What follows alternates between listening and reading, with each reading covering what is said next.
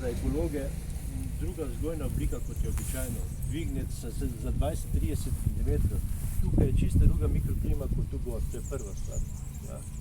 To je zdaj čisto tehnološko gledano. Potem ta zračenje pri ekologiji, zdaj tu ne bomo gledali zadev vinogradnika, ampak za čisto normalnega vinogradnika, pa za vse tole, da je zračenje. Ja? Da je največ 1,5 listnega venca je ena izmed najpomembnejših skrivnosti ekološke predelave. Pomeni, da je takšen list za njim dol, da je taki 1,5 venca, po domače povedano, da nimamo preveč listja, ampak da imamo srednje stare listje, ker mlado listje pa staro listje sta problematična, srednjo staro listje je pa tisto, katero optimalno deluje. Tale list, ki je tu zunaj, 98% asimilira, 2% samo transpirira.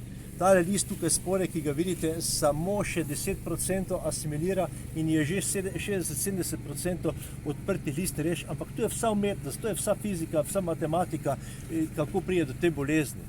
Če tega nimaš, potem enostavno ne pride do bolezni. Poglejte si v letniki 2000, ko sploh do 18. septembra ni bilo na kontroli sploh perenospore. Potem pa uidi. Uidi je pravzaprav difuzna svetloba. Kaj to pomeni difuzna svetloba?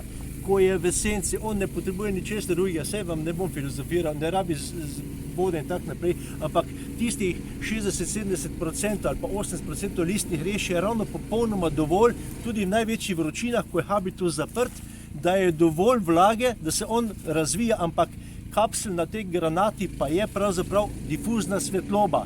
Zato je pomembna stvar vseh ekoloških, pa vse tako, da najhujše habitusu iz te strani pogledate, samo pokazamo par stvari, naprimer, pogledajte, tole, evo, če bi to naredil človek, evo, to pokazam, pogledajte si tole, pogledajte, je takoj drugačno zračenje. In tu je bistvo, tu se uidi ne more razvijati, nemogoče, da se razvije. Zato jaz ljudem vedno rečem, imaš alternativo, ali boš vplev trto fantastično, ali pa narediš samo nekaj, če nimaš časa. Samo potrga spodnjo listje, seveda je problem zaradi toče, je problem, ki ga danes rešujemo za mrežo, naprimer, če nisi čisto takole in lahko se tu privoščiš. Bistvo vsega tega je, tudi v tem idealnem biodinamičnem vinogradu je 15%, bom rekel, zasenčenega trta. Ko prije trto je zasenčenje, ne moreš rešiti. Mislili smo si kol, kot je bil isto pred 150 leti, velik kol, 2,30 m, prečnik 7 do 8 cm, trta interspecifična, ki jo zavijamo, kot je rekel, se spomnite, kaj je rekel gospod Šumant, kaj je rekel, da je trta liana, ki je okrog zavija in gre po drevesu gor in to simuliramo z zavijanjem okrog, prije do sem gor, se ustavi in naredi tako zvani snop, slovenski snop, ker pa je to Slovenija, pa snop si, ne.